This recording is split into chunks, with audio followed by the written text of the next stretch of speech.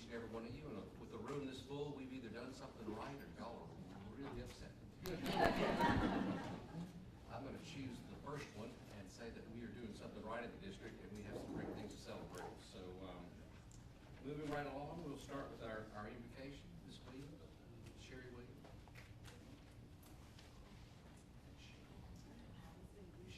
Yeah, that's trying to get in here. There you go. We're ready. Would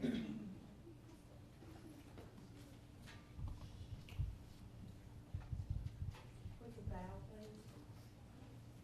Loving and gracious God, you are indeed the giver of all good gifts, and we thank you today for all of your blessings, for the successful outcomes of our school events, for all of our staff members, both teaching and support members, for all of our students, parents, and community members.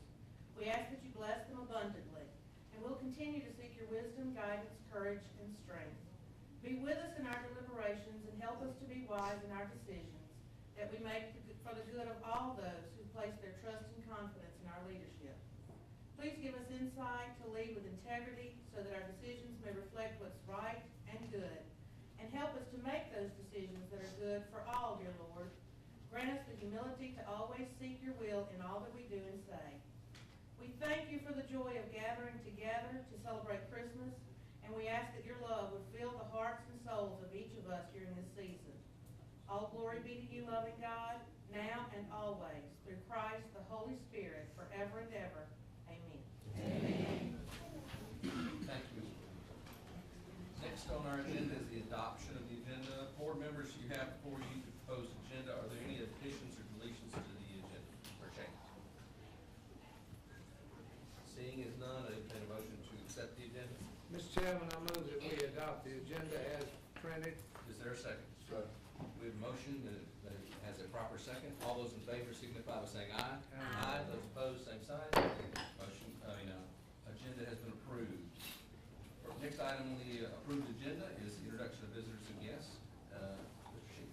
And we're going to do the introduction of some incredibly special superstars. And we will do that during the superintendent's report as soon as you get your approval. Okay. The minutes done, if you don't mind. All right. All right. Next on the agenda is approval of minutes from last regular scheduled board meeting of November 20th. Mr. Chairman, we'll call for additions or deletions to the November 20th board meeting. Do we hear any additions or deletions, any changes to the minutes of the 20th? Not hearing any, I move that we approve the minutes as written for November the 20th. Second, Sturgis. We have a motion properly second. All those in favor signify by saying aye. Aye. Those opposed, same sign. Minutes are approved. Superintendent's report. Absolutely. Again, we have some superstars here in two different categories. We have some athletics we're going to recognize. We also have some academics we're going to recognize. And apparently the academics are so good, we're going to announce them in 2 board meetings in a row. Last week we made an announcement of our students, and they were supposed to come today. So we're doing this again so that they can receive their awards. Miss Johnson is going to come up to the podium. When she calls your name, if you would, come forward. The students we're about to recognize had perfect scores on the state assessments this year, which is incredible. This is more than we've ever had, which is also incredible. So we're very excited, and it is a mark of the effort of these students, and I'm very proud, and I know the parents are. If you're a parent that's already standing, please stand with your child when their name's called, so that when we take a photo, they can see who did it. All right, because we know good kids don't grow on trees. It takes a lot of good working on them. So we're headed that way.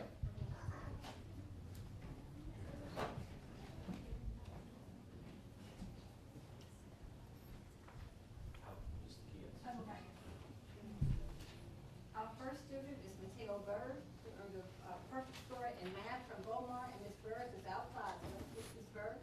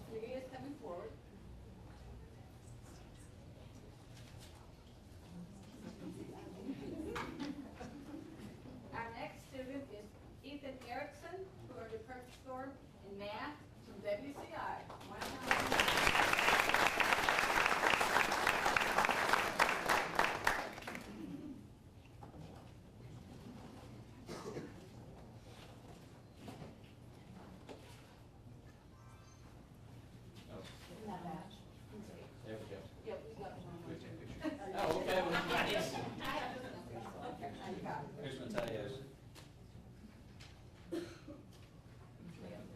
Trinity Spratley is the sixth grader.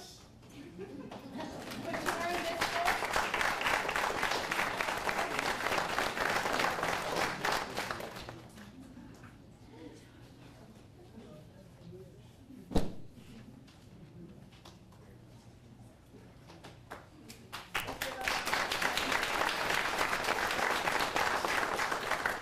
Caitlin Doyle was in sixth grade when she earned this award.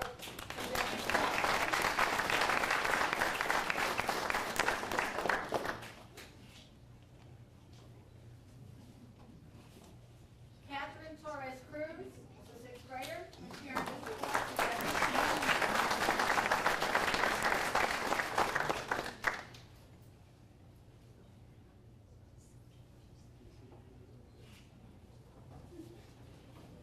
Thank you.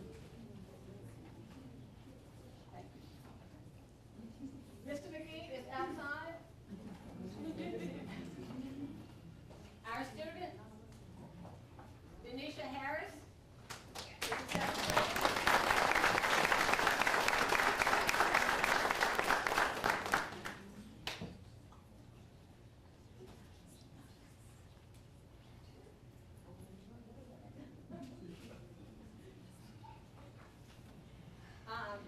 John Ben Tugan,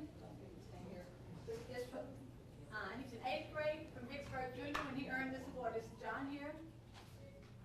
We'd like to congratulate John. Andrew Hood was an eighth grader when he earned this award as a student at Warren Central Junior.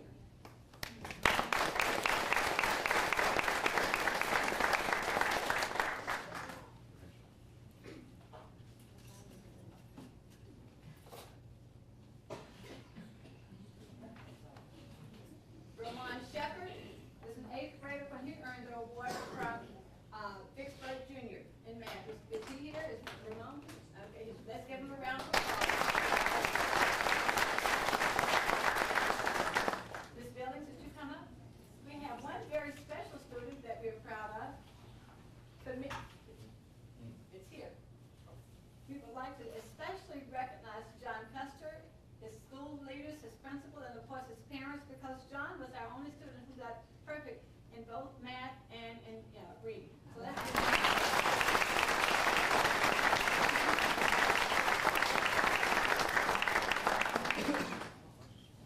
We're also very proud of our students, and we're here for them, and I'll echo my school board president's statement. It is delightful to see a room full of people that are proud of their students and their kids here, and we got a lot of great things going on in Vicksburg. Without further ado, I would like Coach White to come out. Coach White had a tremendous year at Warren Central Junior High. Not only did they win their district, but they also went undefeated. I know Mr. Crill's really excited to hear that. But what we've asked him to do is have his players come in and he can introduce them as they come in, and we'll line the front of the room and get some photos, all right? So feel free to stand as your student comes in and his name is announced. Before we introduce them, I'd like to tell you just a little bit about our team. We did go 7-0 this year. Our defense, which is a big part of our team, was not scored on all year. The only points that our opponents get scored against us was our interceptions and one kickoff return. So, I thought our defense done a super job. Our offense done a great job of controlling the ball and keeping the ball away from them as much as possible. It's not how many points you score, it's how many you keep them from scoring. I'd like to start off with number 1, Wesley Riggs.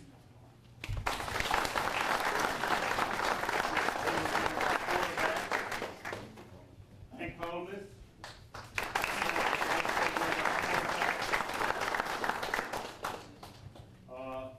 Kevis McDaniel, fullback. Ventrell Reed, defensive back.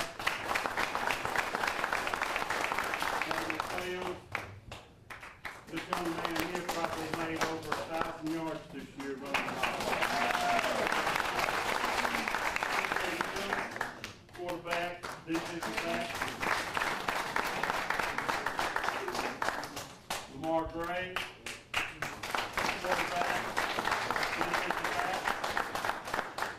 Chase Graham, defensive end, wide receiver. James Clarity. Wide receiver, Brad Tweedle, wide receiver. Steve Portman, defensive back.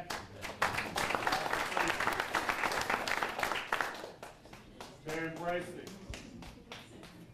defensive back.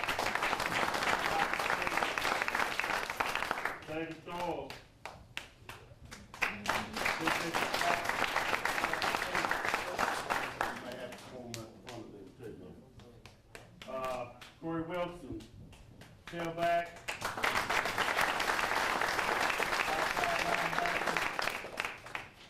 Dwayne Williams.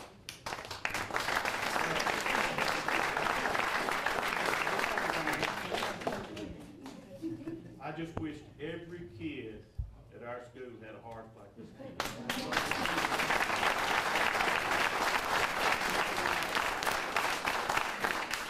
No matter what you asked of him, he would do. Whether he had to, and you'll see George here in a little bit. He had to run against George, he ran against him. No question there.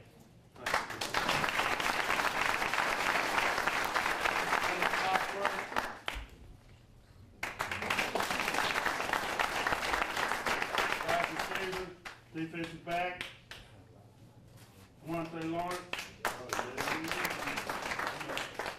Malik Washington,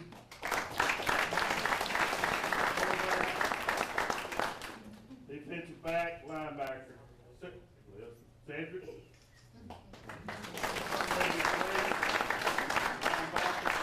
Tailback,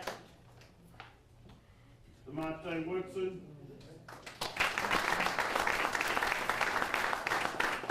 Defensive end, defensive linebacker. Before I can see. Damaris Chandler. Damaris will play wherever you ask him to play. Denzel Kraft.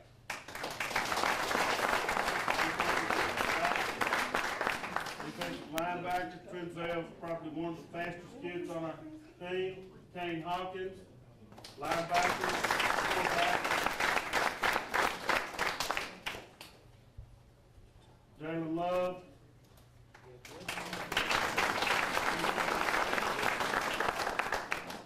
Julius Branch.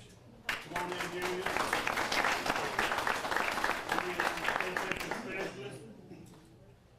Oh, Robert Wright. Fullback, linebacker, Tyrell Smith.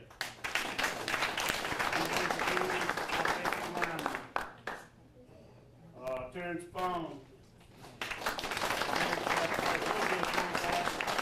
Offensive line and defensive line. And we might start another line in front, so y'all kind of back up just a little bit. Okay, Jesse Parker. Offensive line, defensive line. Braxton Morrison.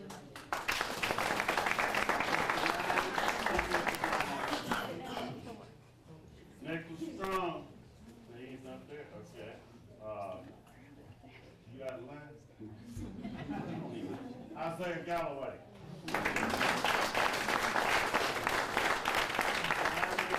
Offensive line and defensive line. Tyler Lampkin.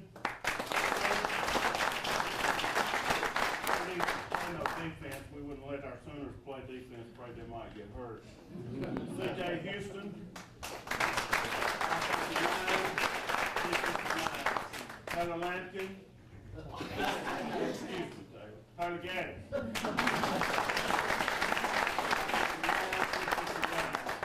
Ryan McCallum.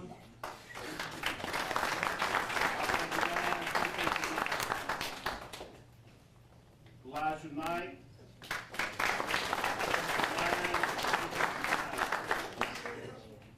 Cameron Hookman.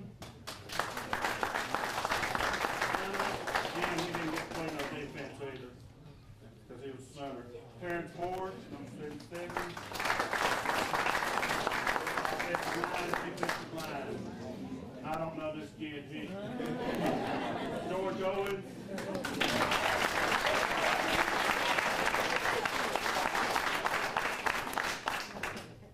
George, you know, for his size, we said, George, you got to play offensive line, you got to play defensive line. And then I looked at him, I said, okay, we're also gonna put you at fullback. George ran the ball, George tackled folks that headed the ball, George blocked for folks that was running the ball. So he done everything. We appreciate it.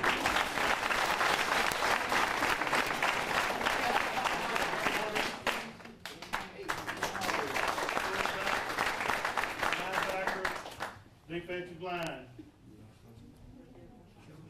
Get that number straight now, boys. Devin Montgomery, tight end, defensive line. Sam Curry.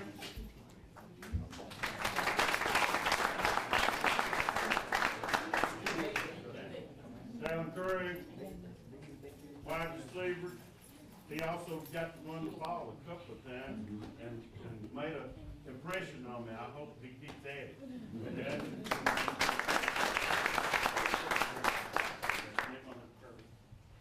D'Angelo Wright.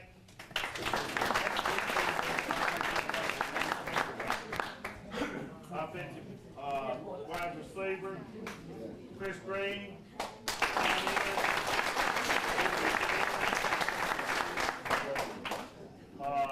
Sean Lewis.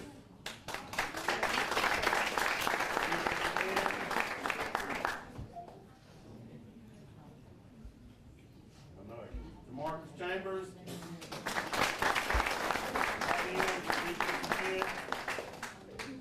Tahar, you got out of place. Come on. Tahar, defensive back. Got all of them? Okay. All right. I'd like to also introduce our managers that work with us. We had Gabriel Kestemeyer, Dennis Walker. Now, these are all seventh graders, so we'll be counting on them next year. This is one of the guys that's coming up here that made me real proud. Come on in here, son. This is Jeremiah Ellis.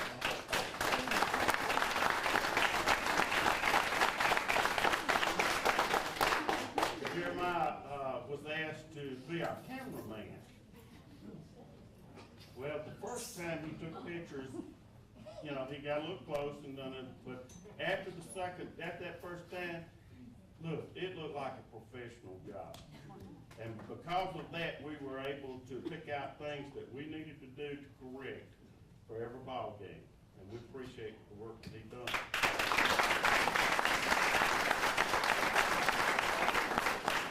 I keep kidding him that, hey, he's not playing next year, he's gonna be a cameraman. I'd like to introduce our coaches, Coach Green. He's our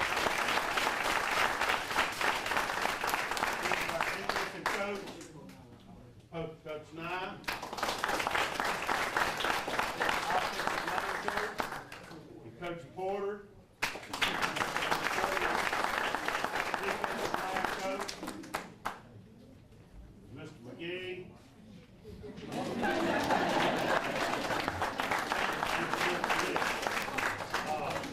There's one person that's not here that helped me tremendously, and I know she's helped every coach there at that school this year.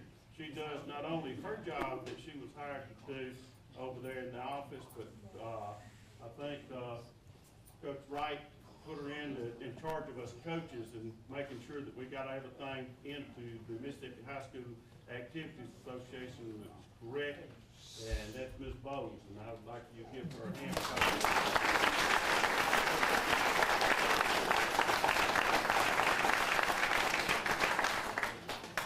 Let's have one big applause for our award recipients.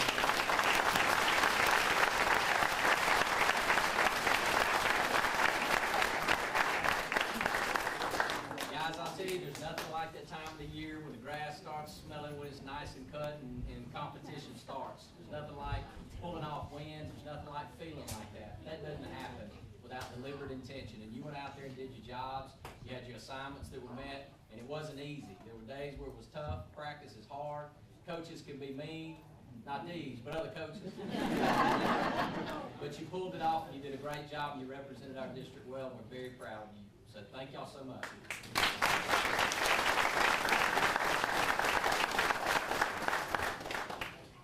Parents, we would like to thank you for letting us have your kids to do what we could do with them, and they did a great job. We just want to keep going from where they're at. They are the foundation for the high school. Like I told them today, the high school, when they get over there to be 10th graders, those 11th and 12th graders have never been champions. These are the leaders that's going to start that off over there.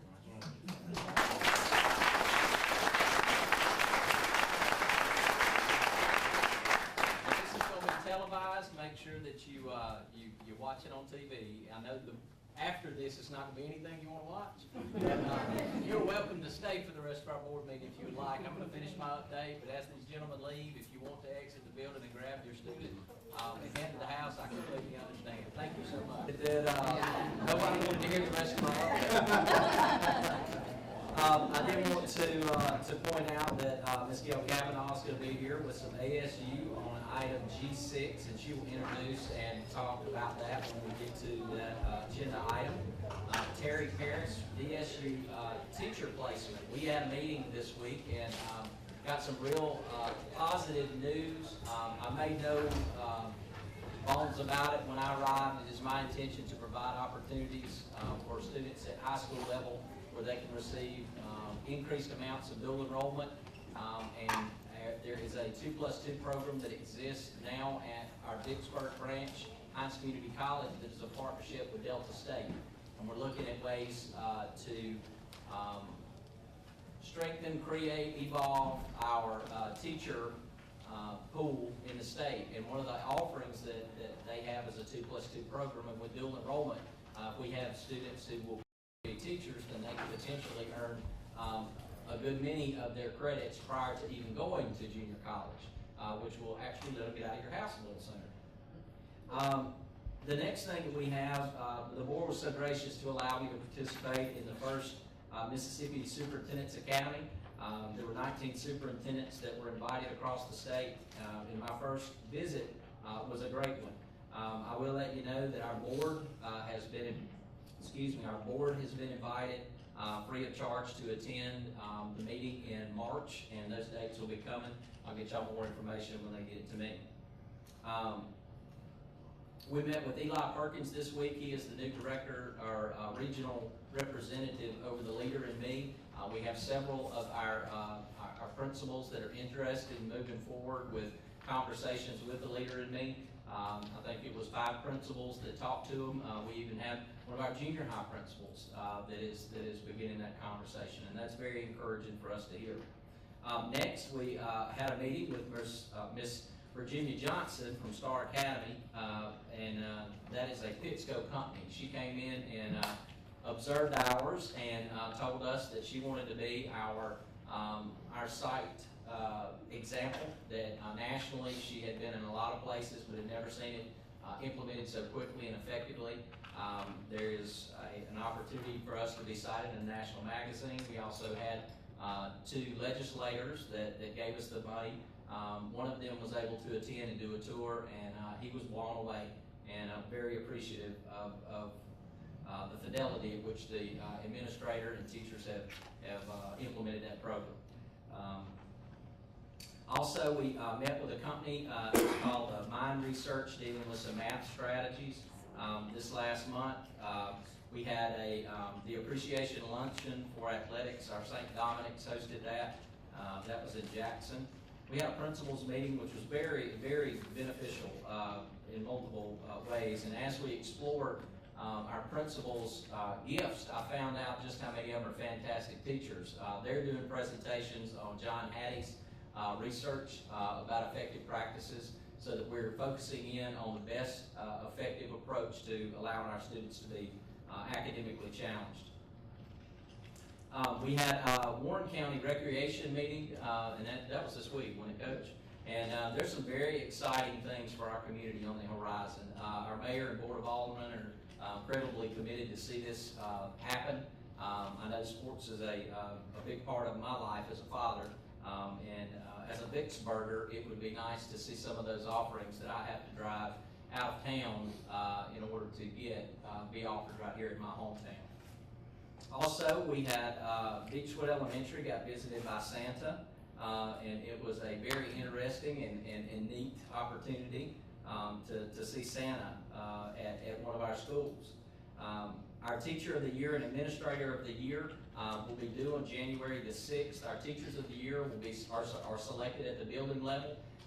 One of the things that we wanted to do was make sure that our Administrator of the Year process mirrors what the state requires, so that our Administrators of the Year can compete at the state level for the State Administrator of the Year Award, which does hold a $5,000 stipend that is given directly to them. So that format allows anyone that wants to nominate a principal can, whether that is a community member, one of our custodial workers, bus drivers, anybody that's had a positive experience with an administrator can nominate that administrator for this specific award. And that is currently out there. If you want to locate that, find it on our website. There's a link there.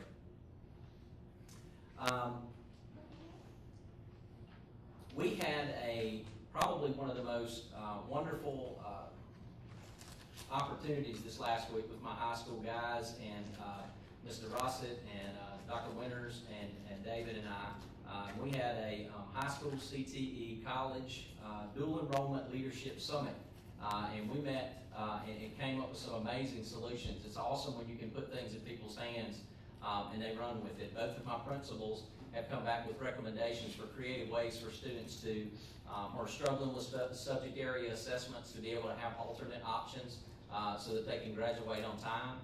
The board has been very gracious to allow us to proceed with our Gateway program, but we don't want that to be our only option because it doesn't fit every student. So both of our high schools and Mr. Rossett are working very hard to come up with some viable solutions that may be a little creative. And that's all I have. Thank you so much. Yes, sir. Next on the agenda is our financial report. I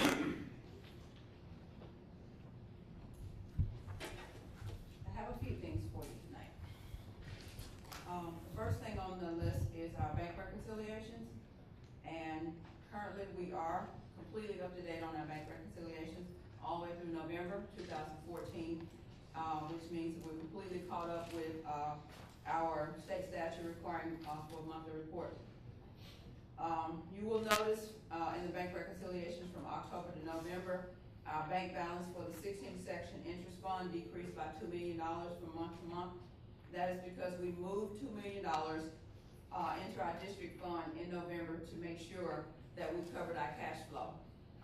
What you may or may not know is we have to front load all federal programs and SPED expenses until we get our reimbursements back from MDE. So to make sure those expenses can go through our bank accounts, we have to make sure we have adequate cash flow.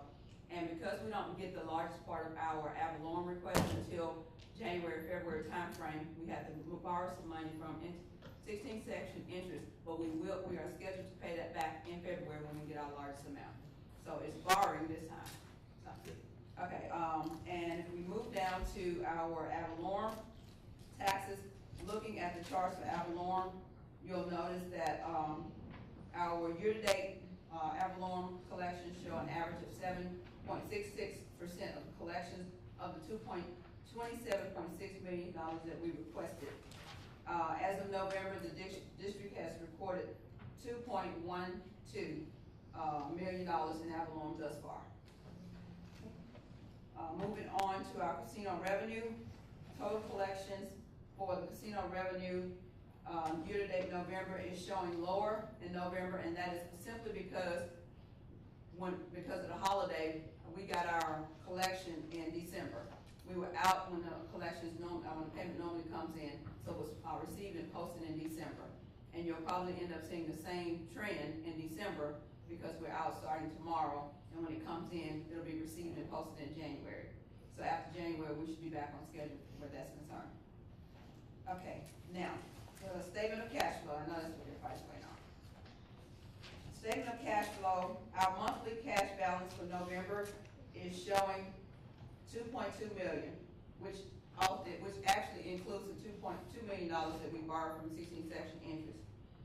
At the close of November, we show a full year projected cash balance of $2.9 million, which is $2.1 million over our budget amount, but $1.1 million less than the required MDE 7%. Now, mind you, that looks like the $2 million, I want to be, the $2.9 million is not reflective of the $2 million because when we got it now, we're gonna pay it back in February, so it balances out. So when you look full year to date, we are at $2.9 million for our projected cash balance. And the $2.1 million over our budgeted amount is a true benefit that we will see. And the other part is the $1.9 million that we're under the MDE 7%. Month to month, you'll see that we've actually improved that number by $300,000. And that's based on focusing on cost reductions. Drivers, like I said, the benefit recognized in 2004 from transferring the money from 16th section interest, we're still seeing that benefit over the course of the year. Our year-to-date expenditures is showing $1 million less than our full year budget amount. So we're really focusing on keeping costs down, and that is helping us major. Like I said, as we go through the year, hopefully you'll continue to see the trend of that going down. Any questions on those elements? Where will the money come from that you're gonna use to pay back in February? Part of our ad valorem, we get anywhere, in January, we're projecting about $3 million for our ad valorem to come in, and in February, we usually get about 14, 15 million. So we have a lower money. Yes, sir. Thank you. Okay. Just a couple of other updates. There's been some talking concerns and questions about buses, and there's been some questions about new buses and things like that. Mr. Shealy and I have been talking to Jim Young about the possibility of looking into a transportation note with our EEF building and buses money. If we pledge that money, we can use that money to pay off that note. So we're looking into some details as to how that will work to help us finance new buses. That's gonna come, you'll get more detail as we continue to research that and figure out if that's something viable for the district. One thing about the EEF building and buses money that we have learned that if it's not pledged, and right now we're currently not pledging it, it's just coming in as a revenue to the district. However, anytime there's a change in appropriations with the state, if your money is not pledged, you can go up or down based on the level of appropriations.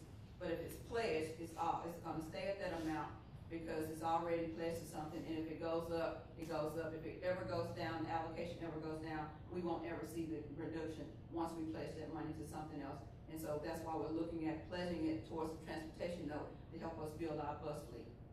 Okay, that's just information. Thank you. Ms. Burks, if I may, and you may, I don't see Mr. Bass here, but has he requested, is this a need or a want? Yes, it is a need. It's, Yes, sir. He's requested a couple of buses, and he's actually looking into some costs of what we're doing is trying to look long-term to see if once we need to get to a point where we need to start refreshing and cycling buses out, we will have an option. So right now, we're still in the research factors. I just wanted to give you guys some information on what we're doing to be current on that. But that's how we got the information. Mr. Bass said that he really needed some. We've had some that have been on the road, I guess since I was in high school. And we looked at refurbishing and repainting, and we looked at multiple options. And this particular option wouldn't adjust our cash flow at all. It wouldn't increase requested money from anywhere else. I noticed in the paper that Tan Tech has started construction. Does the county give you any kind of projected increase based on the 600 new jobs that are supposed to be coming to Warren County? No, sir. We have none. Okay, that'll come from the business manager of the county as to what increase in tax base will be? Yes, sir. And Mr. Smith and I talk on a regular basis. Thank you. The next update I'll provide you is Department of Labor, an update on where we are with that. I have met with every hourly employee in the district. I've gone to all of the schools, and I've talked to all hourly employees face to face to to explain to them what our current process is, where we move to the new process and how that impacts them, as well as I've addressed, some rumors and I've addressed some concerns that they had. So I think when I left, most of them said they were in a good position, and I've opened it up. If they have questions, they either come sit down and talk to me or call me and I'll answer their questions. So, next step is we have currently Jantech and Innovac are still working on coding, to help us meet the requirements that, Department of Labor has imposed upon us. And once we get those requirements, our team is gonna test that to make sure that the system is doing what we asked them to put together, and then we'll continue to, look at rolling out the new payroll process.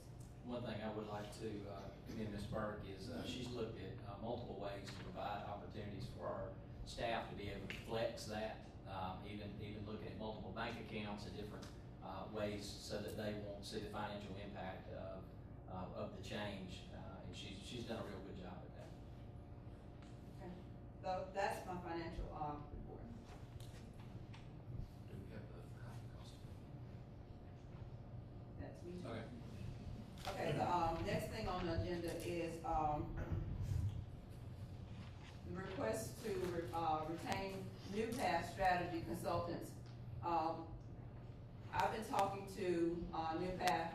I'm looking at various ways for cost savings for the district, as well as making us more efficient, and, looking at ways where, just trying to see if we have more need than we have, or do we have less, I'm looking at it over district-wide to see where can we be more efficient and where we can, have cost savings at the same time. So in talking to, Mr. Taylor, they have, performed these services for other school districts, and what they do is they go in and they provide a district-wide print management, analysis. They don't just look at the cost of printers or copiers, they don't sell printers or copiers, they're completely independent, and they go in and they do a district-wide analysis of where we can make the best changes that suits our needs. And if we got too much here or too little there, they can show us and make an adjustment, make a recommendation as to where we would need to be to, make our district more efficient. So that's one thing, I'm asking you guys for permission to, move forward with that project, to get that analysis. Once they get that analysis, we'll look at it to see if it's anything we're interested in moving forward with, if it's something that will benefit us overall, and then we'll, come back to you, if need be, and ask for, request a bid. Well, do we have any information on it? I don't have any. Oh, I'm sorry. I don't have anything on it. Oh, if Mr. Taylor's, I've invited him here to talk to you guys about it. It just came up, as I said, I've been exploring various things. What's the cost of this? Right now, there wouldn't be, there's not a cost unless there is a bid. So their cost is driven based on a percentage of the cost savings that they can save us. Okay, well, let me, That's nothing for the analysis though. in my That's previous just- lives, and I've had a lot of them, you know, copying services, printing services based on, our demand. Yes. It's based on the, and our costs usually associated with using a device that is not designed for the load that we're putting it in, or the number of copies a month. Yes. That's all things we can do ourselves. I mean, a specific model printer is designed to have a certain amount of copies run through it, and we're paying more for those copies, leasing that equipment or buying it, if we're using it for what it's not designed to be used for. Right. So, I don't know, I'd like to know what you're gonna get over, because I can do that. Okay. That's not something I wanna pay someone to do. I So what understand. are we getting above and beyond that, then we What- can't do ourselves? What are we getting above and beyond that is, they will allow us an opportunity to co-partner with another district to get volume discounts on, the biggest things we're spending money on is toner, and print cartridges and those things. And we have a lot of high-priced HP printers in our district. We can identify those things and say, well, versus having a high-priced, printer here that is having more volume than we've assessed that originally need, then we can look at this and do a different type of copier, or ask our current provider to bring them up to a higher standard. The other thing is, when we're looking at volume on, printers and toners, and we have a toner cartridge that costs us $200 each, if we're co-partnering, or we, develop a co-op with another district, our volume is so high, then you attach that to their volume, it gives us a bigger discount. So what's it cost? I haven't figured that out yet. The analysis. The analysis won't cost us anything at this point. What's it, Mr. no one's doing this for free. I understand, okay, well, I'll let Tony answer that. Okay, so what's it cost? All right, Mr. Pratt, first of all, I mean, I would like, if it's all right, I'd like to let you know, it's not about the cost of it having the right unit for the right placing. It's a much deeper study than that. We're utilizing volume, current situation, and the way it's always been done with school districts throughout the state agencies, different peoples. There's been a state contract through DFA, and then the printers are on the express product list. It's nothing but a hunting license. There's a better way, and we utilize volume to drive the entire system, and it includes the hardware, the service, the supplies, and even remote monitoring to put you in a proactive stance moving forward. New Path sells nothing. We come in, we work with you, design and right size your fleet based on what your needs and applications, and even somewhat at a greatly reduced price than what you're currently spending now. The payment we get is simply a percentage of the savings if we save you money. Now, we've done that for every assessment we've done, and I've been doing this since 1999. We don't sell anything, we don't represent any manufacturers, we don't represent any resellers, we represent the school district. So what is your percentage of the savings? The percentage of the savings is a limited type thing. It's not like the lighting efficiency type things. It's a 48-month contract that we write. We get 5 months, y'all get 43 months of the savings, should we save you money. If we don't save you a lot of money, we don't always save anything. But that's how confident we So are in what we do. so you guarantee them savings? I don't guarantee anything. I'm saying that you don't owe us anything if we don't save you money. Now, I will tell you that we are batting 1,000. If you look down the list of the folks we're working with, and I'm currently involved in 6 different assessments in addition to what's on this listing. We have it's a timing thing at this very moment. Claiborne County and Hines County have already given us approval. Y'all are sitting right between them. And if I could link the 3 of you together, the savings is gonna be tremendous. So it's a buying power. It is a buying power. With We the take equipment all as the well as volume. the paper goods, as well as the, Everything's set paper and staples. And what we're gonna take all that volume running Claiborne County, Vicksburg, Warren, and Hines County, and put it in one big pile. Every vendor out there they will just fall over each other trying to get that business. I'm telling you, you will see things you've never seen before. We write the bid. I did it for 20 years. I was a copier vendor for 20 years. They can't get over on me.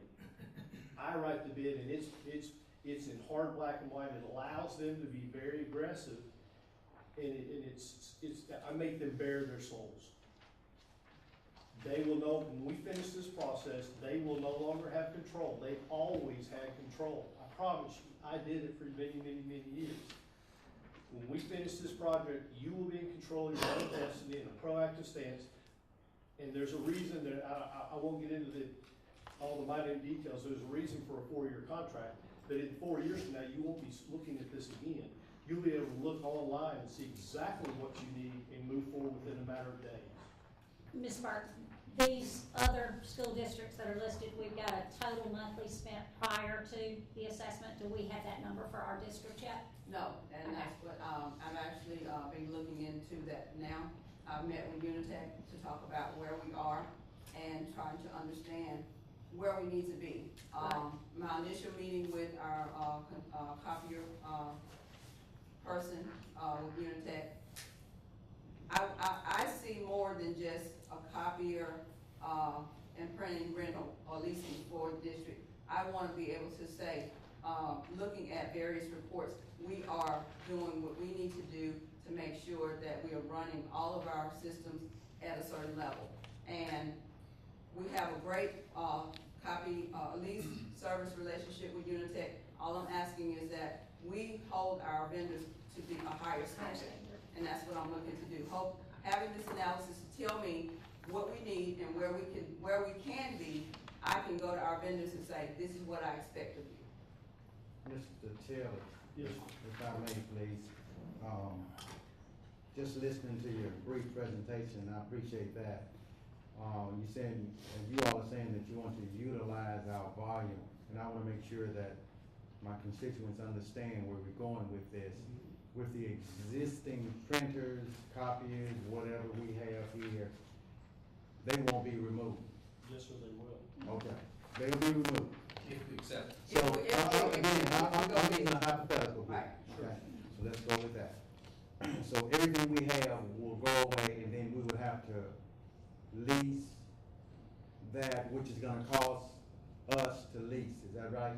It's not exactly a lease, but yes, sir, it's a pure cost per image where the vendors actually, we're asking for mono and color images. That's all we're asking for. It's really, there are other advantages for the district in that there are no more asset management for copiers and more printers. I know that, let me say this, when we talked about the volume a while ago, I don't wanna villainize any vendors, and I know Unitech's very strong in Vicksburg, and that's awesome, they're a good vendor. There are a lot of good vendors, and I know most all of them. Not all of them like me anymore, but that's okay. That means usually we're doing a good job. But I will say this, the copier side of it is very, very competitive. The machine. The machine itself and the lease and the rental that you do, the state rentals, okay? If I did just the copiers, I could only save you this much, 10–15% at most, okay? For lack of a better way to say it, the poison, the cancer, is in the printers. And it all flies below radar at $129 a piece. I was in Wiggins today till 2 o'clock, writing down images of thousands and thousands of cartridges for all these different types of devices that fly below radar nobody sees. I'm here to make sure we get our arms around. It's hard to control what you spend in the print space because you can't get your arms around it. When I get finished, you'll have your arms around it. You'll know exactly how and it includes everything the district does as a whole, including SPED and title and federal programs, Century 21. It'll show you and identify what's being done in every aspect and put you in a proactive position. All those people on that listing that you see all got brand new equipment. In DeSoto County, we went from 147 device types that we're buying supplies for and sitting on shelves. I got in my phone right here, shelves, tens of thousands of dollars of supplies sitting throughout school districts, sitting on shelves, tying up district money. There'll be no more of that. We went from 147 device types to 9 throughout the entire district. We standardized, streamlined everything, and got them all new stuff, and still save the net savings that you see in that 5th column under the net save is after paying us. That's their savings over the next 4 years. Pass Christian and Gulfport, they were at that new superintendent's meeting in Jackson. Some folks were there, and they documented the savings to be exactly what we told them it would be. So we're a 3-year-old company. We've had a lot of success so far. Yeah, and Pass Christian and Gulfport are one example of the co-op. Yes. So they were able to benefit from each other in that volume discount that we're talking about.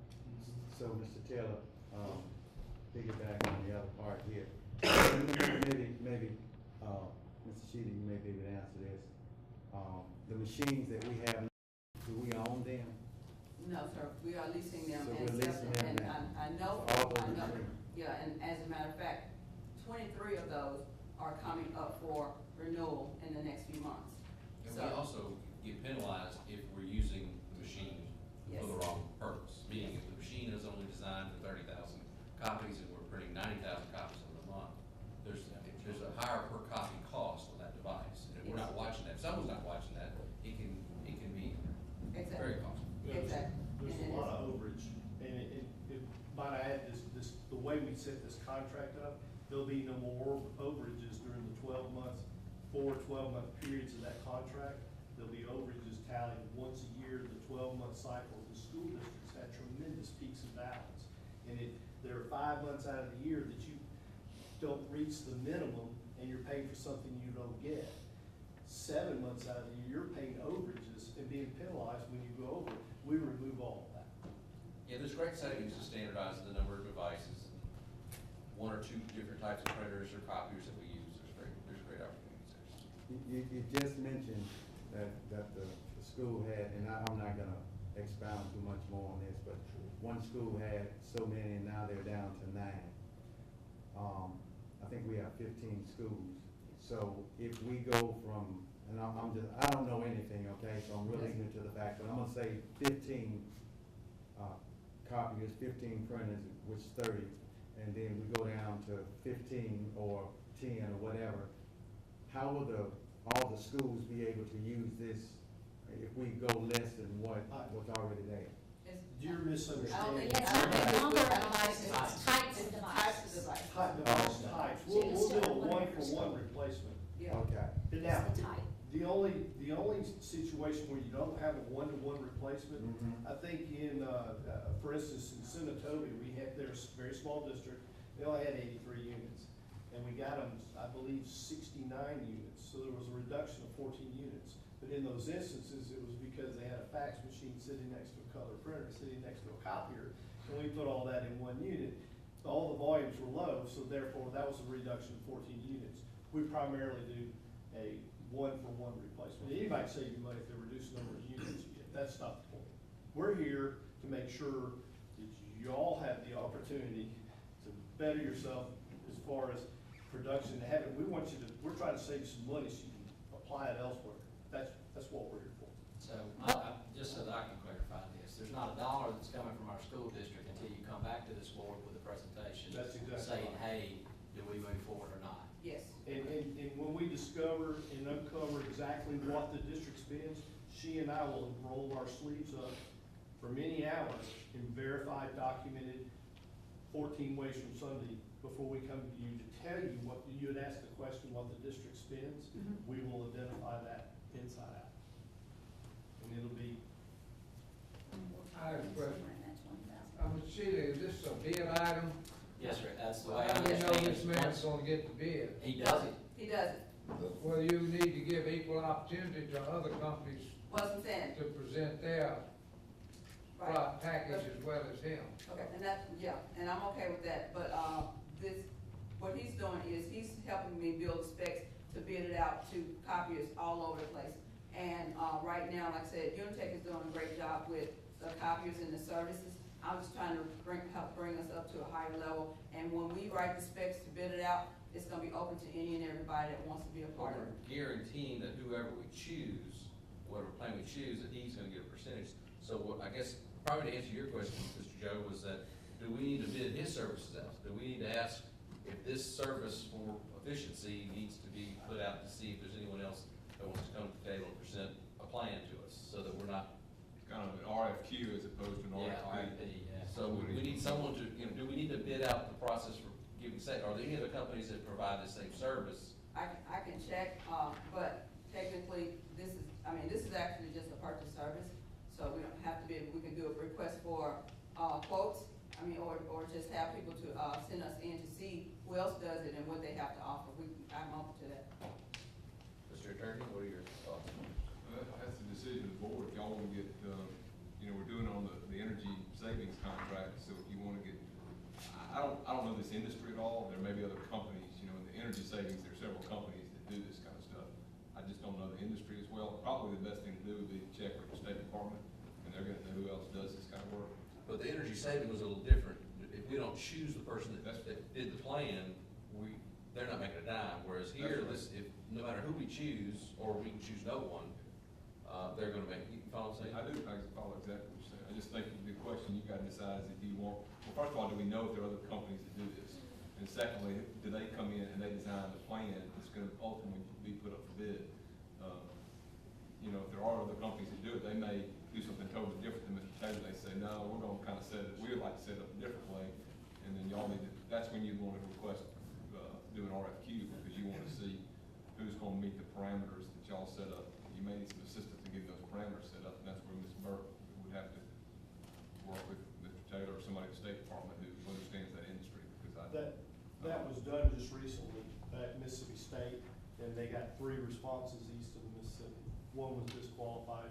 As far as what New Path does, the way we do it, we're not representing any manufacturer being involved or, be showing that, but we're not leaning towards Xerox or Canon or Ricoh or whoever, we don't care. There was one other company that's in Florida.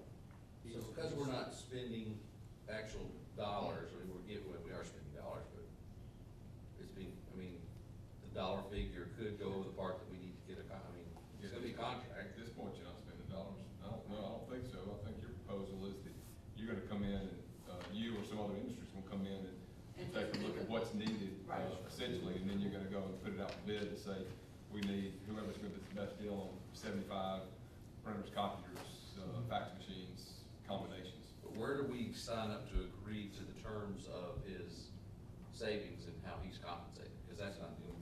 Well, that'll come within the process. Later, next round. Okay.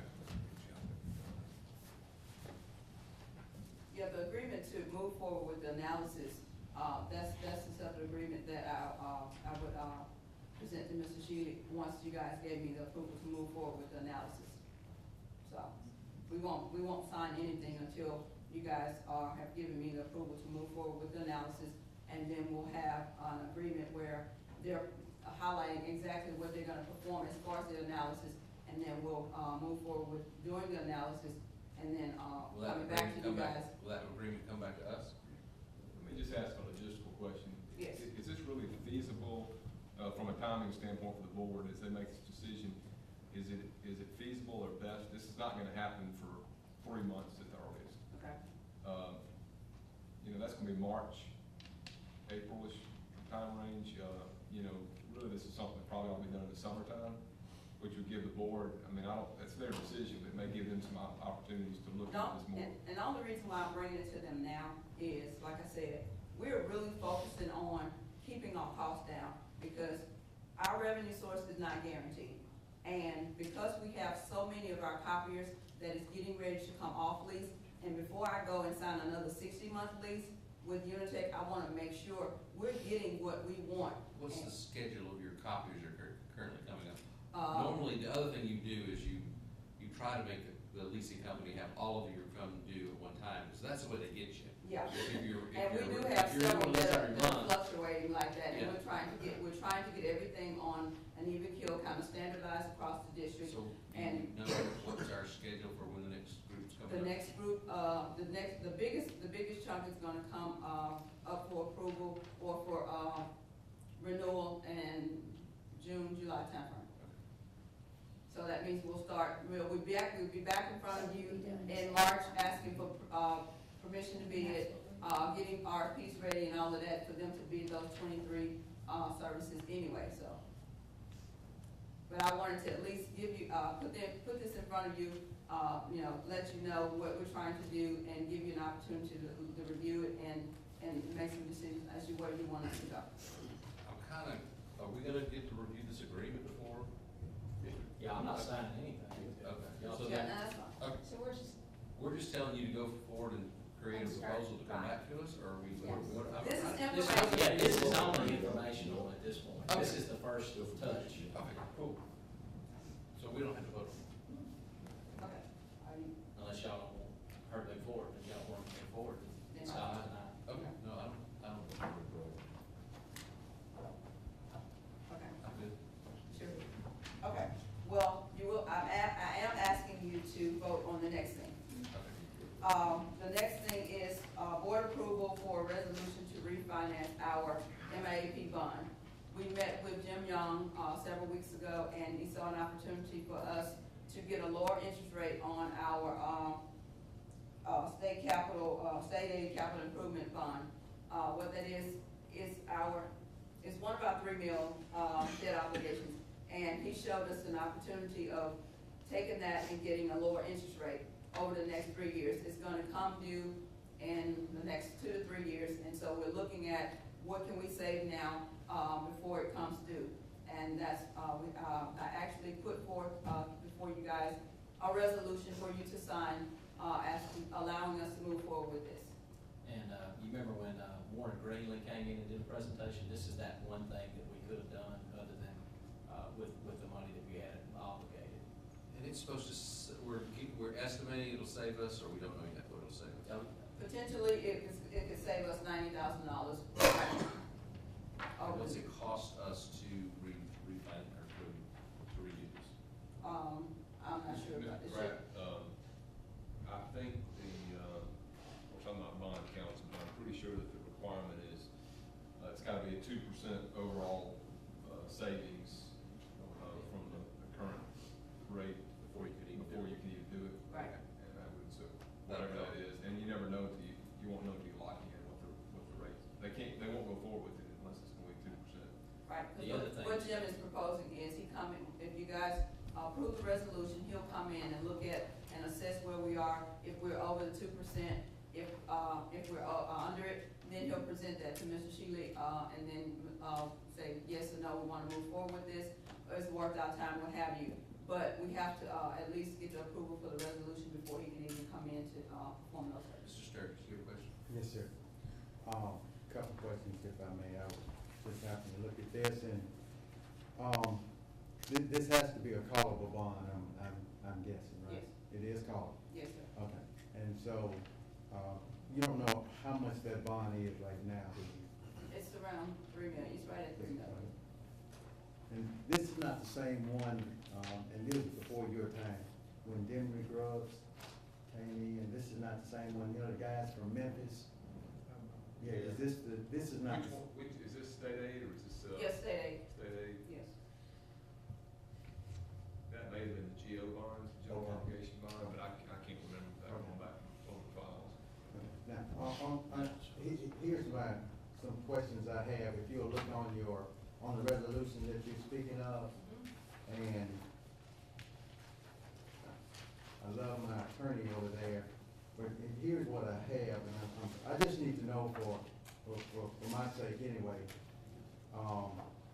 With the two attorneys, if you read what they say their service is, it says that I'm going to assist in the sale, both say I'm gonna assist in the sale, both say that they're gonna, the issuing, the refunding of the bond, customary fees. What is customary fees? See, I guess what I'm asking is, it appears both of them are doing the same thing, but, you know, it doesn't have any, numbers in here, and I know we've done it before, so, you know, maybe they could throw out some figures to me anyway, to tell me how much is the customary fees, the reasonable and customary fees for the service. About how much it would cost, and, you know, I know an attorney, and I understand how attorneys work. Right, Mr. Vance?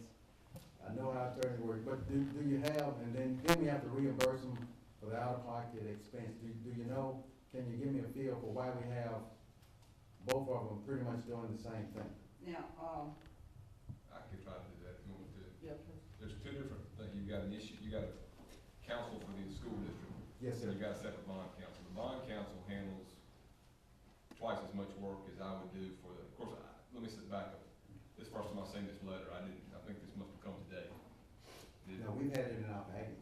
Yeah, Well, I Jim didn't sent it. see the board packet, but anyway, that is normal, I just looked at it, and the, issuer counsel, what I would do, or your board attorney's gonna do, is, kind of the legwork here in Warren County, which you've gotta put together a package that shows what your tax base is. You gotta have your population trends over the last 10 years of what the school district's done. It's all this information you kind of compile. You gotta actually go to court to present it. You know, you go up to court, that's usually what I do. You file a notice in the newspaper, set it for hearing. If people object to it, they can come in. Usually folks don't object to it, but sometimes they do. That kind of stuff. The bond counsel does a lot more work than the local counsel. They're the ones that actually deal with the details of the bond and the underwriters and the banks and wherever, you know, all that kind of stuff. And the bond counsel said that there's kind of a muddy, legal issue here where they have the underwriters because they're saying that the law may have changed and they're not, they don't think they can do it, so they're gonna use the underwriters instead of the councils themselves. And that's what kinda confused me.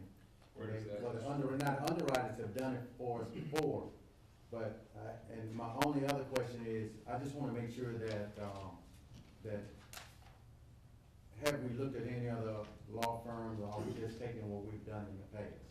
These are the ones that y'all Have approved done us in the to, past. yes, sir. You approved us to work with Riggs, and y'all also approved us to move forward with the Jim Young group. From what I understand as far as the underwriter, the reason he suggested, and this came from Jim Young, the reason he suggested an underwriter is it would be more of a cost savings than if we went to a bank to do the It bond. does say his compensation can't be more than 0.8% of the principal note due. You know what I'm saying? That Yeah. No, I guess I'm saying is. bond counsel's fees cannot be more than 0.8%. Is that right? Yes, yes, but what, I Not to guess, exceed 0.8%. I don't know what their percentage is, it may be in here It's somewhere. on the- yeah, it's on the back. It's generally a percentage of the bond amount. Yeah. That's the way bond counsel works. okay, no, And my only question, I guess, maybe I'm confusing myself. At one time, the lawyers or the bond counsels, let me make sure I say this correctly, the bond counsels was doing everything. Now what they're saying is, not only do we pay the bond counsels, we gotta pay the underwriters too. And That's it according to could, this right and here. it could have a lot to do with the new SEC requirements, because now SEC is actually holding underwriters more accountable, for the things that they submit and the things that they go through when they're going through these bonds, Yes, ma'am, and that's what they're saying, that right now the water is muddy, but it is not, they don't know whether they can do it or they can't do it. right, and I Pretty think, much like I is what said, they're saying. the underwriters have more experience with, SEC requirements and the other federal requirements that's coming up the pipeline surrounding, bonds and issuance of bonds and those things too. So that's why bond attorneys try to work with underwriters to make sure that any of those regulations that come through from an SEC, that those things are outlined that they may or may not, know and understand. So we haven't looked at any other attorneys or bond counsels that maybe would, instead of paying 3 services, we could pay 2 services. I think Mr. Sturgis, and I want bond counsel answer for sure, but I think the underwriters always gets paid something. And bond counsel and issuer counsel or local counsel. That's the way it's all, to my knowledge, that's the way it's always worked. Now the previous, I will say, Jim Young's one who's been meeting with, the board and has been here to make presentations. Previously, the, firm of, used to be Watkins, Love, and Winter and Stennis, now it's, I think, Jones Walker is the name of the firm, don't hold me to that, but they've done bonds here in this district. I think the one you're talking about, Henry Grubbs, I think was the Jones Walker firm. So there are, different bond counsel, I mean, there are 7 or 8 groups in Jackson that do a lot of bond work. That's all I have. Any further questions?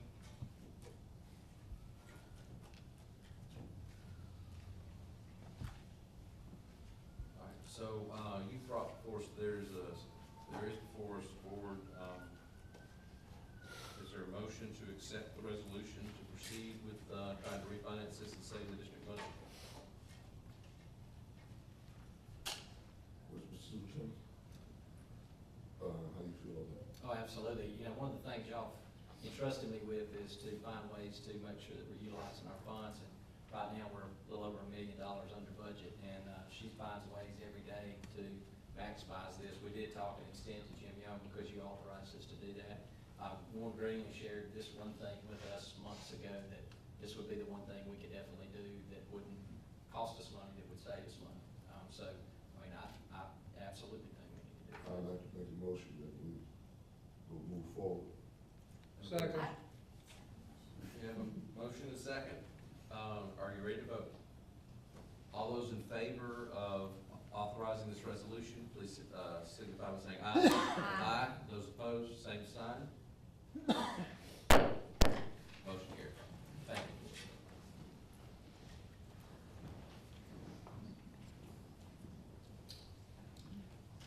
Next on our agenda is our proposed consent, and currently I have several items to pull. I believe we need to pull, are we gonna pull this one so she can just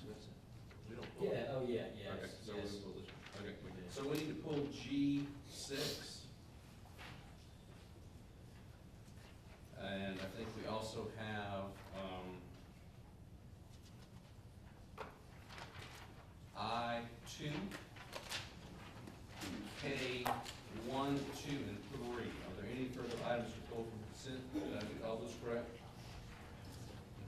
H1, H1. Oh, yes, we do need to do that.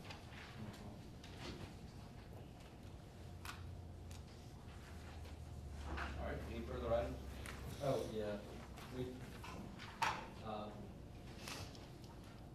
Griggs, did you not want to discuss G5? oh, I think it was in there, 9 o'clock, is that, Yes, sir. It was is that more okay? in there. Yeah, okay. All right, so currently we have a consent agenda that is everything listed with the exceptions. All items in G except for item 6, H1, item I2, and items K2, 1, 2, and 3. But we were approving, other than those mentioned, all of sections G, I, J, and K, except for those excluded things. Is there a motion? I make a motion that we accept the agenda with the exceptions that have been stated. Is there a second? Second. We have a motion that has a proper second. Are you ready to vote?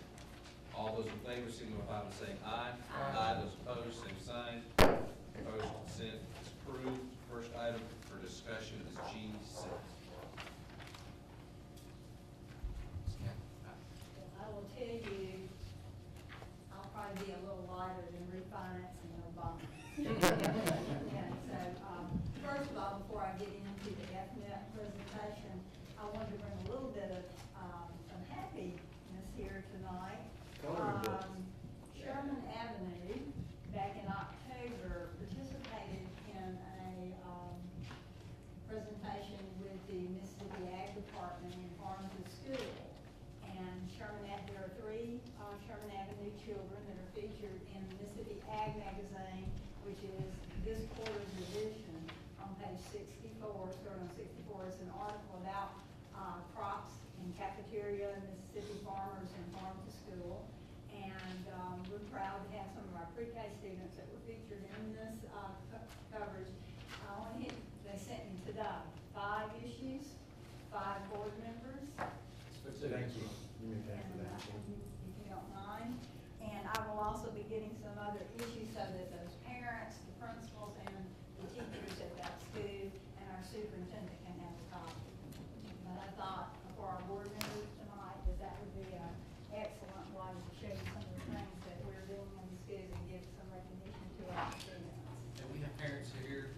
Is there students that are The, here? the parents are not here, and I got this afternoon, and I opened Okay. this, so we didn't have time to have them here. If you would like for us to feature those students, we come in January, I'll see if they can bring those students. Well, I would to like to the just say board if they were here, I would give them my copy and let you replace mine, if you would like to do And it's a that. possibility. I talked with Paige Manning at the Ag Department this afternoon, and she said she would be very happy to get us as many copies as we need. Okay.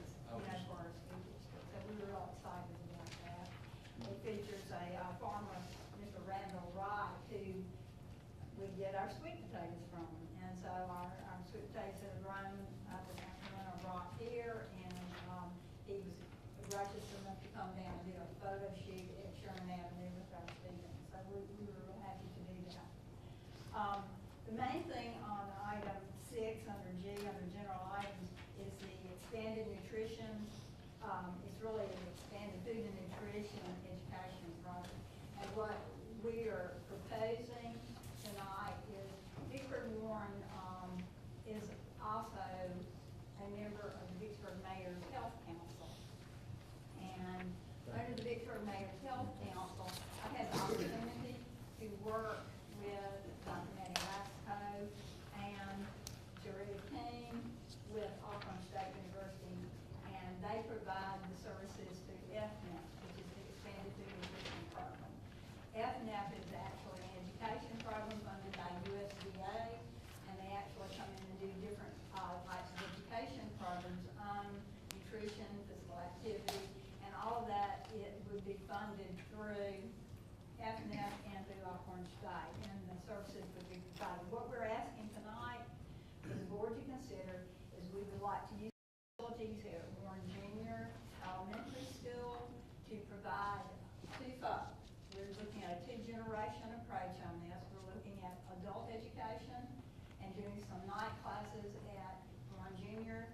some of our adult population that have children on nutrition and physical activity. And then we're also looking at providing some services with our health programs, with 7th grade health programs at Warren, starting at Warren Junior.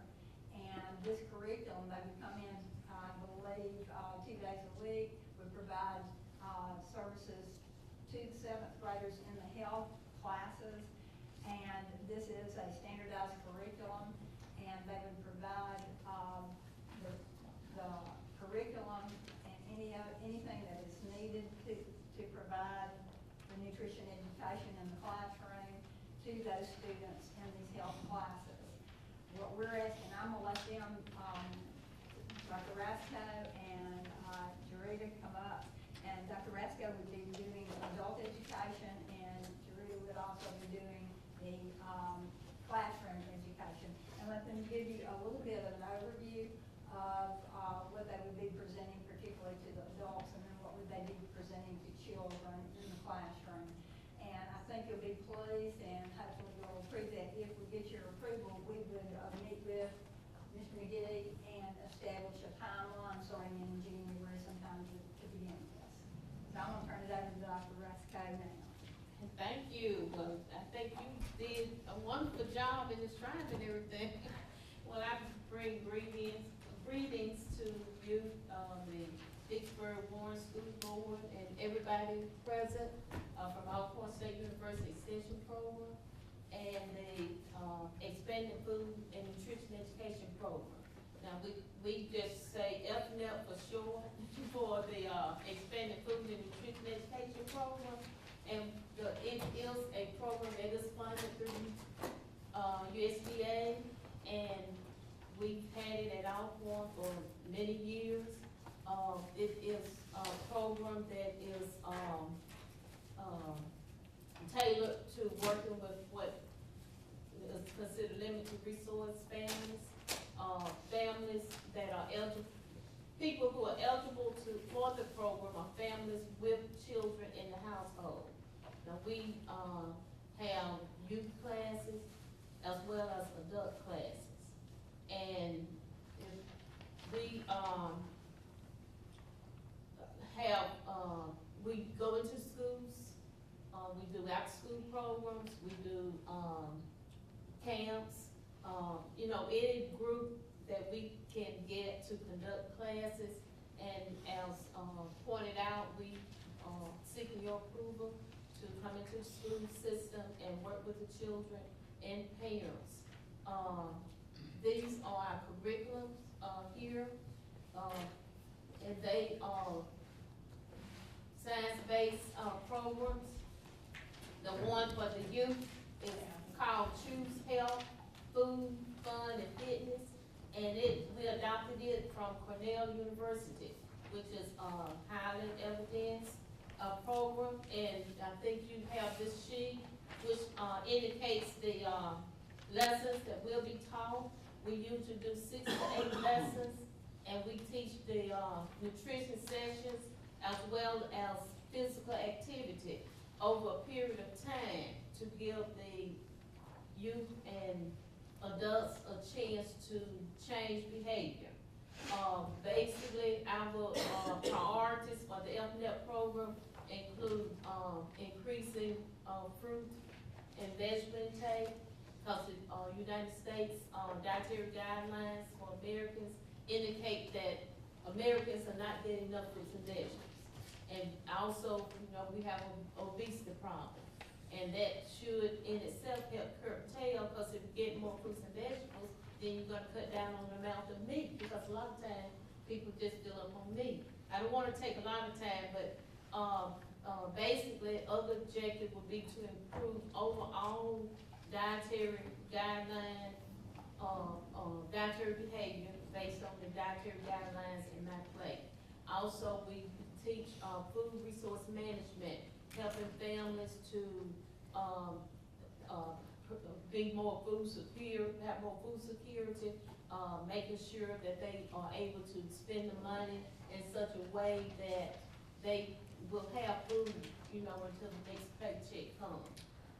For the children, Some of the topics include drink low-fat milk and water instead of sweetened drinks, cover your plate, eat more vegetables and fruits, read it before you eat it, and teaching them to read the guide, the nutrition facts label, make half your grains whole, eat more fruit grains, healthier foods fast, eat fewer high-fat, high-sugar foods, power up your day, and eat breakfast.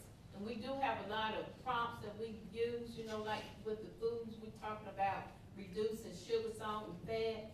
We actually have the tubes, you know, with sugar and fat, and it indicates, for example, how much sugar you'll get from a 12-ounce can of Coke. You know, you can actually look at it. We have food modules. There's a lot of, all of the curriculums are interactive. We have hands-on activities, have games and handouts, and worksheets. And also what we do is, actually, we get money through, USDA to actually do food demonstrations and tasting for new foods. You know, sometimes people don't eat certain things. We try to introduce new foods that are healthy. People actually, help prepare foods in healthier ways. And children really like doing that, as well as the adults. So those are just some things. I'm trying not to take a lot of your time, so just give a quick summary of what we do. So for both adults and children, we have the same priorities, and we also have evaluation of the program. We do behavior checklists before and after the sessions are over, and we do reporting for each year. And this year for the adults, after they finish the program, there was 94% improvement in overall dietary behavior and physical activity, and a 94% improvement in food resource management. And so, this is, I coordinate the program, I'm sorry, Maddie Rasco, I coordinated the, FNEP program and served as a nutrition specialist and, assistant professor, at Alcorn State. And I have two educators that work with me. Jarita is one, and I have a male, Ira Martin, who had another engagement. And so they are the ones who will actually be teaching the class, and I do the training and work with them. We also have a recipe book that came with the adult curriculum, but we use other recipes too, and we modify recipes. We show the participants how to modify recipes to make them healthier, because a lot of times they don't want to give up their favorite family recipes and things. So those are just some basic things that we do. Do you have something? Good evening. Again, my name is Jarita Frazier King, and I'm an FNEP educator. And I wanted to say this over again. I wanted to bring you greetings from the university, track championships. But I think you all have a lot of champions, and I hope that we can help to keep their lives healthier, so that we can see some of those guys on our screens in a couple of years. Also too, I don't want anybody to think, oh, well, this is a bunch of health stuff. It's not gonna be anything boring. We keep it exciting. We teach a lot of new exercises. There may be some things. I've had one of my success stories is I had a lady whom wasn't able to do any physical activity. Now she's up to walking, and she's going up in steps and things like that. So if no more than just a New Year's resolution, it's a good program. So we do the physical fitness. We teach you about physical fitness. We'll teach you how to exercise. If you need to modify them, we'll even, as far as teaching recipes, you bring your favorite recipes, and we're just gonna tweak them just a little bit. I know you gotta keep some of the fat in your food, some of the salt. We don't want it to taste like paper. So, we're gonna, it's an excellent program, and we're just excited that we could be able to work with you guys. So I have a question real quick. Do you offer this during school for the children, or is everything after school for the adult? How is the program? Generally, we set up, me and my colleague will set it up, and we'll do it during the class period time. Our curriculum mirrors the Mississippi State requirements, so a lot of times it's a free day for the teacher, she's there. But we are teaching the same thing that's in their curriculum, we're just coming in and reinforcing it in a different way. And also with that, we'll let them make smoothies, they get to learn about healthy snacks. And that's the most important thing with us being the belt here of Vicksburg, Clayton County, Adams County, Jefferson, Warren. We're number 1 and 2 counties in that area for obesity, so it's an So epidemic. how do we get out to the community? How is the community brought into this to be able to take advantage of this? In the evening times, what we will do is, we're gonna send the information home via the kids. Once we get the kids, they're gonna take it home to the parents, and we're gonna ask them if they would like to participate, they can come back in the evenings, and we'll do the adult and the children. That is awesome. So I'd like to suggest or recommend that we ask our individual schools, because I've seen this done in the workplace before, where the staff is made aware of this so they can participate. Because there's some of us, not all of us, but there's some of us, me included, that could probably benefit from this. And if you make it a competition, sometimes if there's a weight loss or some reduce your BMI or whatever, as a group, just be a challenge, see if your staff would like to do this or any of the other principals in here. It would be a great opportunity so that we can all learn the benefit of improving our health. I'm glad you said it, because as one of the things that we do for the program, when we come, we're gonna get everybody on the scale. It's private, we're not gonna share it, we're gonna get you on the scale, so you'll get that information, you'll really get to see the change that you will make over the time. So I think this is awesome, but I have one question for our attorney. Do we need to have an interagency agreement of some kind to do this? No, you talking about this program? This, I mean, to have it come in school? That's right, forward one. Good. Okay, yeah, question? Yeah, Dr. Yes. Michelle, the only thing I wanted to ask, could one of the sections of the program for kids be at one of our junior highs and the other one for adults be at the other junior high to include both of them in that? Okay, we would like to include everyone, that's available. We just have to work out, the schedule. Because, okay, now we have, 4 primary counties, that we're working in. That's Adams, Jefferson, Warren, and Clayton. But we do branch out into other counties in collaboration and partnerships with other programs with similar priorities, objectives. And we do, Warren County is one of our counties. And so we try to get, as many people as we can, but they have, classes in some other counties. So we'll just have to get together and work out a schedule. Yeah, I like if those two principals could get together. Work out a The schedule. schools are in such in a proximity to each other, it would not be such a logistical change, be it one for this one and at the other one for the other. Yeah, that's. We do it as a family. Yeah. So if they come in the evening, we have the kids and the families together. Right. And I have a we all couple for all. questions. Okay. One, is there any cost to the district? No, we have money. Okay, that's fine. Number 2, do you give continuing education credit to anybody that participates in this? Now, we have not, so far, up to this point. Now, we do graduate them, if, they go through all the sessions, we, give certificates, and we have a ceremony, ceremony, but we have not, given, credit. I understand, I saw in your booklet that you have a 2-day training seminar for the teachers. Oh. Do you teach some of the teachers what you're doing, and then they participate at the local level? Okay, what that have to do with, we, try to get volunteers, to work with the different groups that we're working with, and they go through a training. They have to be trained, and then what we want the program to be, the information to be sustained, after we leave, because this is like 6 to 8 session. And with the volunteers, it can continue. They can take up where we leave off and continue with the Thank you, program. ma'am.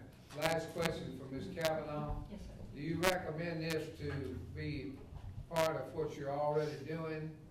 Absolutely. And Okay, I then, think it should be a. Mr. Chairman, I move that we, participate in this program with all. We have a motion, is there a second? Second.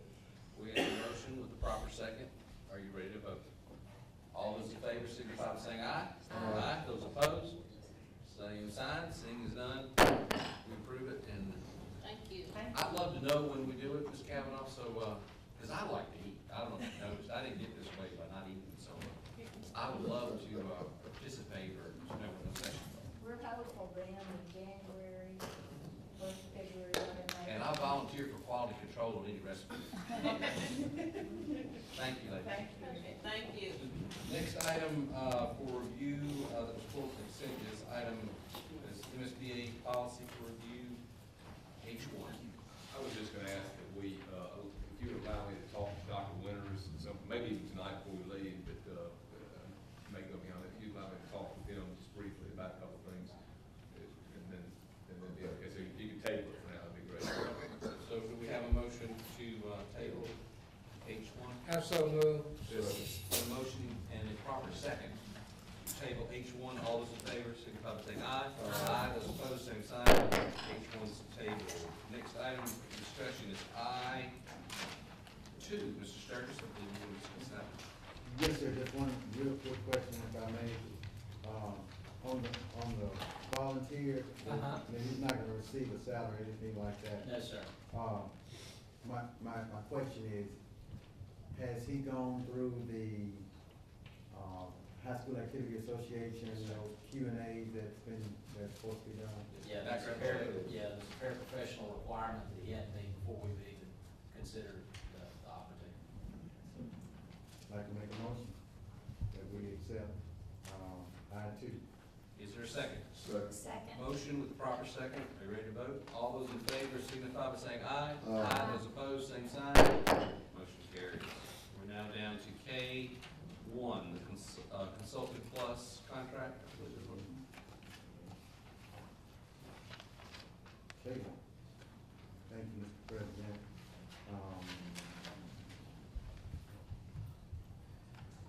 Couple questions if I may, ma'am.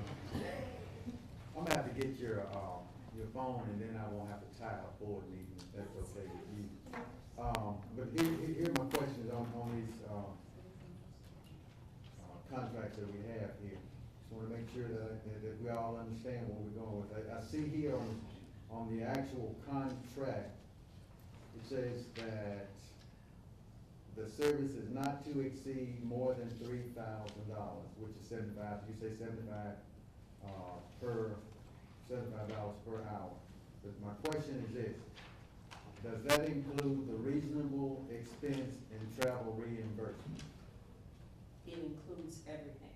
Are you talking about whether or not that's, the meals and everything? Yes, ma'am. The $75 includes everything. When we pay them, that's it. Okay, so it won't go, if their travel goes over, No, okay. it's included with the $75, sir. Okay. And now, on the instructional staff that you were wanting to do at Vicksburg High, who's the instructional staff and how long, and how many folks are we talking about? When you say instructional, you're talking about, and so everybody can understand the instructional persons that's gonna be with these It would consultants. be a certified teacher, but all of that is left up to the building principal. Certified teachers are left entirely up to the building principal. So it doesn't matter how many teachers he put in there, it won't exceed the $3,000. It will not exceed the $3,000, will not exceed $75 per hour. Any services within a school is left up to the building principal. And it won't mess with the children that's in class, whilst they're in class. This The instructional. principal will make sure it will not. Gotcha. Okay. I'd like to make a motion, thank you. Okay. I'd like to make a motion that we accept K1. We have a motion. Is there a second? Second. We have a motion with proper second. Are you ready to vote? Yeah. All those in favor of I2, of K1, please signify by saying aye. Aye. Those opposed, same sign. Okay, one carries. K2, Schools, American School Counselor Association agreement. I have a question on this, the American School Counseling, data-driven school counseling. Who's gonna attend this? That's Larry. School counselors, and it's also open to the school administrators. So all counselors? Yes. Okay. And is this a 1 day, 2 day, how many days is it? It's 1 day. It's a 1 day? Yes. So this will be done after school is over, or? No, it's an entire day session. Okay, so the reason why I asked the question, because it says, this agreement is made on December 4th, and today is the 18th, so why are we voting on it? No, sir, that's when that was drafted. Okay, so the agreement wasn't made then? We have to have a contract drafted to present to the board, and that's the date that the contract was drafted to present to the board. Yes, sir. So we're gonna make sure that we don't, But the schedule this agreement- within this 14 days. Cause the other thing it says if we, That's prior to the initial, yeah. the $500, but I'm just saying the agreement, I just wanna make sure that we hadn't already agreed. No.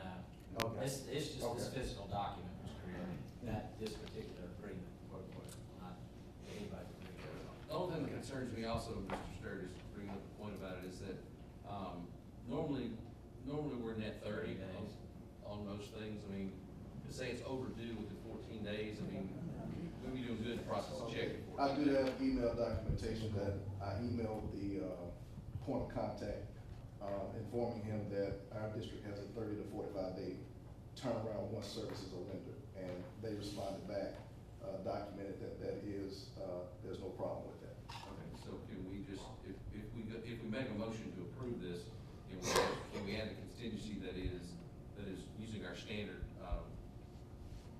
accounts payable process or terms of 30 to 45 days, not 14? Yeah. I'd like to see that attached to it, so if they decide to come back and say, We did. this is what we have, then we can show them that we have their documentation to say that it was okay. Not, if you don't mind, Mr. Winnings, if you would send me a copy of that, I sure would appreciate it.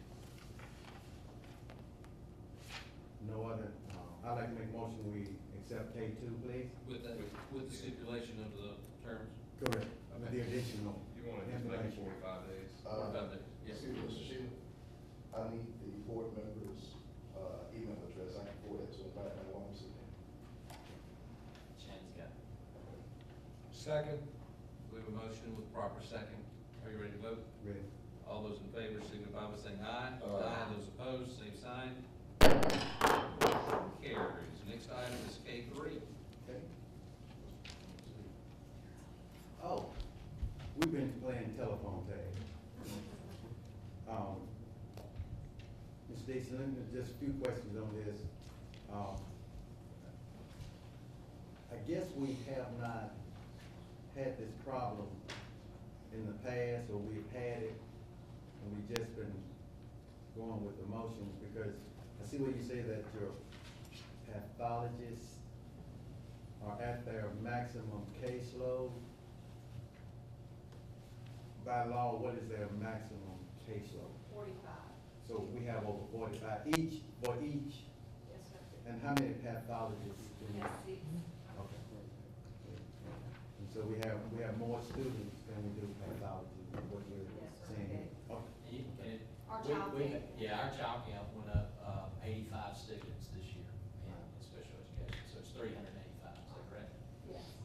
And this is a specific set of circumstances for this child. It's a homebound need, and this isn't a child that, just fits your typical model.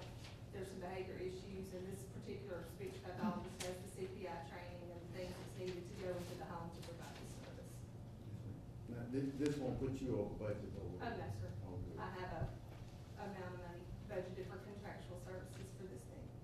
And I'd also like to point out to the board that Ms. Deason's done a fine job with looking at her budget and trimming the ways that she needs to, so. And this is just, it'll start, in the way I read this, it'll start in January and end in July, right? Okay, so that's 6 months, every 55, right at $3,000. And that's just like what we heard earlier, their travel, if they submit their expense and travel reimbursement, it won't go over the 54. It's that fee per dollar, per session is all inclusive, there's no separate travel. Oh, okay, okay, 'cause it says here, okay, good. I have one other question I want to ask you again. On the homebound, she will be doing it twice, cause you have to do it, the way I read it, you have to do it twice a week. His IEP, prescribes that he needs the services twice a week for 30 minutes. Is this for speech? Yes, he Okay. has a severe expressive and receptive language disorder, so. I have a son and daughter, so I understand too about this. Like to make, thank you. Yes, sir. I'd like to make a motion that we accept K3, please. Second. We have a motion with a proper second to read the vote. All those in favor signify by saying aye. Aye. Those opposed, same sign. Aye, our motion carries. Next up was not part of consent, is item L, which is surplus for disposable capital assets. Is there any discussion on that item? Is there a motion? I was having the iPads in there. Do we have a motion? To accept the asset disposal Motion list? that we, accept the capital asset L1. Second. Motion and proper second. I'll read the vote. All those in favor, please signify by saying aye. Aye. Those opposed, same sign. We are now down to executive session. We will entertain a motion to go into closed session. Mr. Chairman, I move that we go into closed session to set the agenda for executive session. Second. Second. All those in favor? Aye. Aye. Those opposed? We're in closed session. Thank you, ladies and gentlemen.